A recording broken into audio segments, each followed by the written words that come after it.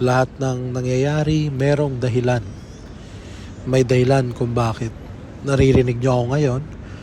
At may dahilan kung bakit napapakinggan nyo at napapanood itong video na ito ngayon. Magandang araw po. Ako po isang OFW sa Abu Dhabi, United Arab Emirates. At ang nakikita nyo po sa video nyo ay kuha ko po mismo sa pagbisita ng mahal na pong Jesus Nazareno sa St. Joseph's Cathedral dito sa Abu Dhabi. At ko po ay nagpapasalamat sa araw na iyan na akin pong nasaksihan ang pagdalaw ng mahal na pong Jesus Nazareno. At ako po ay naniniwala na lahat ng nangyayari merong dahilan. Kung nasusubaybayan nyo po yung channel ko, ako po ay medyo nangungulila dahil ako po ay first time maging OFW at for 15 years ako po isang deboto ng mahal na pong Jesus Nazareno. At sa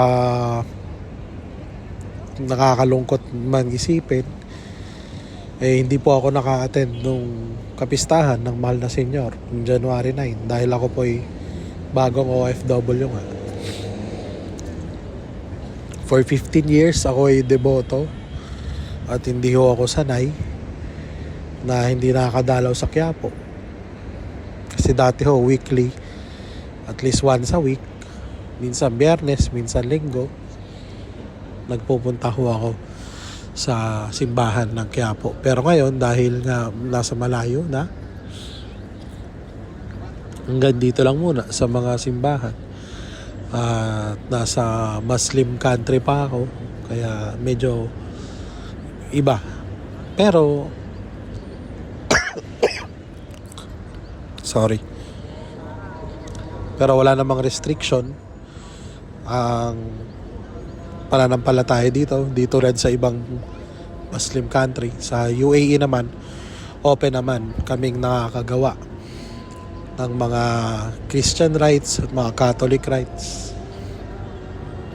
At ayan nga, tuwing Biyernes sinisikap ko hong mag-upload dito sa channel ko ng mga kwentong Nazareno, mga personal na kwento, mga personal na kwento ng mga kaibigan ko, kakilala ko, mga nakakasalamuha ko, o kaya mga kwento sa Biblia na nare-relate natin sa modernong panahon. Ito pong ginagawa ko ay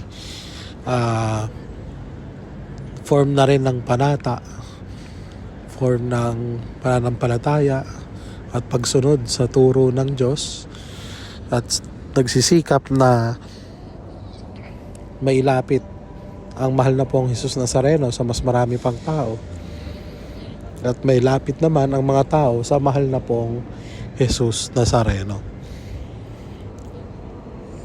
Lahat po ng nangyayari merong dahilan. Yan po ang paniniwala ko. Magsimula nang naging deboto ako, yan po ang tinuro sa akin ng devotion ko sa mahal na pong Jesus Nazareno. Lahat po ng nangyayari may dahilan. Kahit ho magkasakit tayo, may dahilan. Kahit may hindi inaasahang mangyari na malungkot, may dahilan. May dahilan ng Diyos lagi. Kaya lagi po natin yung tatandahan. Yung turo ni Bishop Jun Sescon, yung motto niya, everything is grace, lahat ay grasya. Yun ang paniniwala niya na gusto niyang sa buhay natin. Dahil yun din naman ang turo ng mahal na pong Jesus Nazareno. Kahit kailan wala namang sinabi na masosolve ang mga problema mo o dadali ang buhay mo. Pero ang pinangako niya ay nandyan siya lagi nandyan lagi ang mahal na pong Jesus Nazareno, kasama mo, katabi mo, lagi kang gagabayan at lagi kang sasamahan sa buhay mo. At gusto ko lang din ikwento na naikwento sa akin ng isang senior sa trabaho na yung kaklase daw ng anak niya ay napabalita ang nag-suicide. 12 years old lang. Nakakalungkot isipin na bata pa lang ay nagawa na yung ganong klaseng bagay. At ang mental illness po ay sakit. Nangyayari po yan dahil marami pa ring tao sa paligid ang hindi ganun ka-aware paano solusyonan yung mga ganong klaseng bagay. So, unang-una, kapag meron ho tayong kilalang may anxiety o merong mental health issue, wag po nating i-invalidate yung kanilang nararamdaman. Wag po nating kokontrahin agad-agad. Dahil minsan, ang gusto lang ng taong depressed, taong may anxiety, ay makakasama. Hindi naman yan agad-agad naghahanap ng solusyon. Minsan gusto lang niya ng mapagsasabihan, hindi mo kailangang mag-advise, hindi mo kailangang magturo, pero iparamdam mo lang na nandiyan ka para sa kanya kahit anong mangyari. Kasi madalas ang taong depressed hindi alam bakit siya depressed. Ang taong may anxiety hindi alam bakit siya may anxiety. Hindi mo pwedeng baliwalain, hindi mo pwedeng pagtawanan, hindi mo pwedeng ismolin, hindi mo pwedeng ipawalang bahala, hindi mo pwedeng sabihin na para yan lang. Kami nga ganito eh. Nung panahon nga namin, ganito dinanas namin eh. Form of invalidation na agad yun. Unconsciously, hindi mo man sinasadya, pero form ng invalidation yan. Kailangan maging mas maalam tayo pagdating sa mental health illness dahil ito'y malaking pagsubok na hinaharap ng modernong panahon. Lalo na sa panahon ngayon ng social media, maraming bata, maraming yung mga sumunod na generation, maraming madaling mainggit, madaling mag-compare ng mga bagay na nakikita nila sa social media. Pero ang mali doon, hindi nila naiisip na karamihan ng nasa social media na nagsishare ay mga magagandang bagay lang naman. Hindi naman sinasama yung mga struggle sa buhay. Usually, yung mga nakikita mo sa social media, ang binabanggit lang ay yung mga travel photos, family photos, di ba? Mga gala, happy moments, winning moments. Pero bihira naman yung mag-post, magpakita ng mga struggles nila sa buhay, pagsubok nila sa buhay. Kaya akala tuloy ng mga kabataan, akala ng mga may mental health issue is buti pa sila, ganun naiinggit sila. Buti pa sila, ang saya ng buhay. Pero ang totoo, hindi naman nila nakakita. Hindi naman kasi pinopost yung mga struggle eh. 'Di ba?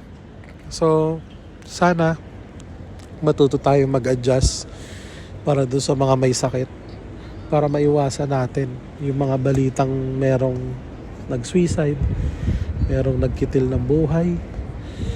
Nakakalungkot.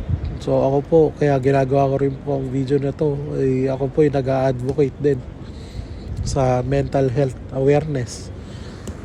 Kailan pa tayo magtitino, kailan pa tayo mag-a-adjust, kung huli na lahat, kung meron na tayong kaibigan na nagpatiwakal, kung meron na tayong kamag-anak na may nagpatiwakal, kailan po tayo matututo, kailan natin aaralin yung tungkol sa mental health, kailan tayo pagsisikap maging aware,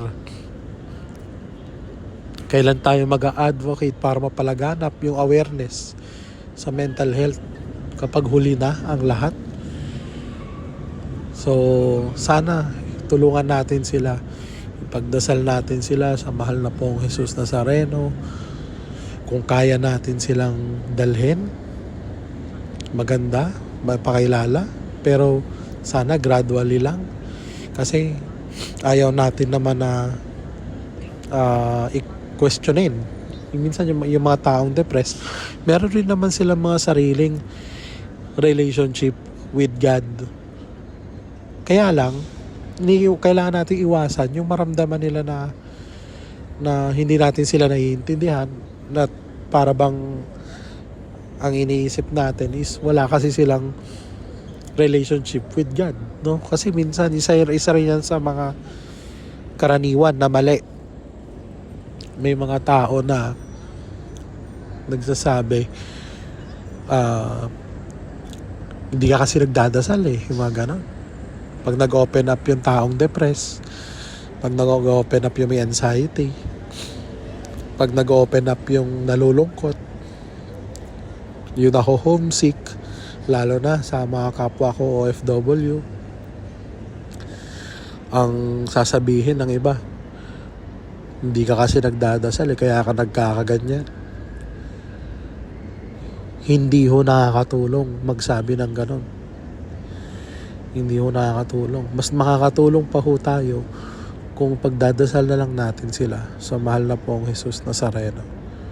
Kung alam naman natin na meron silang sariling relasyon sa Diyos, ay wag nating questionin, wag nating husgahan, wag tayo mag-assume, wag tayo magkaroon ng conclusion agad.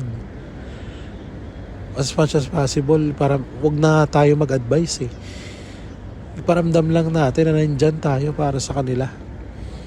Kung mag-a-advise man tayo, sabihin natin, bukas ang simbahan. Bukas ang simbahan. At kung hindi ka makapunta ng simbahan, napakadali lang tumingala sa langit. Pumikit ang mata, magdasal, manalangin, itaas ang kamay, taas ang lahat. Itaas mo lahat sa Panginoong Jesus Nazareno. Ibigay mo lahat sa Kanya. Lagi nating tatandaan yung itsura ng imahe ng mahal na pong Jesus Nazareno.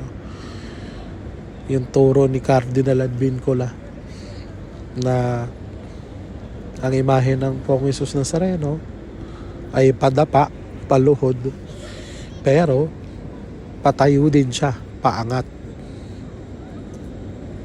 Anong ibig sabihin? Ibig sabihin niya na yung mahal na pong Jesus Nazareno, bumangon siya, tumayo siya, napagtagumpayan niya ang kasalanan ng sanlibutan. Hindi siya natalo. Oo, nadapa siya. Pero, bumangon siya, tumayo siya. Dala-dala niya ang krus. Dala-dala niya yung mabigat na krus. Dala-dala niya yung mga kasalanan natin. Dala-dala niya yung mga problema mo. Dala-dala niya yung mga anxieties mo. Yung mga iniisip mo. Yung mga pinoproblema mo sa Pilipinas. Yung financial problems mo. Yung family problems mo. Yung love life problems mo. Lahat yan alam ng mahal na pong Jesus Nazareno. At lahat yan, dala-dala niya. Lagi mong tatandaan na kasama mo siya. At lagi nating tatandaan na hindi niya tayo papabayaan. Lagi niya tayong papatnubayan. Tulungan po natin yung mga taong nade-depress. Tulungan po natin yung mga taong may anxiety. Kung meron po kayong kilala, isend nyo po itong video na to sa kanya. Kung kailangan po nila ng kausap, kung gusto nyo mag-comment po kayo dito o mag-email kayo sa email address na nakikita nyo. Kakausapin ko po kayo. Magkwentuhan po tayo. Pag-usapan natin ang buhay, lalo na ang buhay OFW. Kung kailangan nyo ng kausap, ng kadamay, nahihiya kayo, na kumausap ng kapamilya nyo, wala akong problema. Mag-reach out ko kayo, mag-email ho kayo. At yan po isa sa mga advice ng psychiatrist na nakakatulong ho talaga yung makakausap ka ng bago, hindi mo kilala, hindi ka huhusgahan. O kaya gumala ka, pumunta ka sa hindi mo pa napuntahan, simbahan, mall, park. Basta kailangan hindi mo pa napuntahan. Yung wala nakakilala sa'yo, yung walang maghuhusga sa'yo, nakakatulong yun. So kung ikaw mismo na nakikinig nito ay depressed, may anxiety, yun ang advice ko sa'yo. Pumunta ka sa lugar na first time mo. So dito nasa ibang bansa tayo for sure. Kung nasa ibang bansa ka rin katulad ko, for sure meron pang hindi napupuntahan dito. At kung ikaw naman ay may kilala, gustong mag-re-upload nitong video, wala akong problema. Mas maganda ho yan para mas marami tayong matulungan, mas marami tayong maabot. Kaya wala ho tayong ibang gagawin kundi magpatotoo at palaganapin ang mga turo at kwento ng mahal na pong Jesus Nazareno. So, ayun po, ako po, nag-struggle din ako. Na-homesick din naman ako.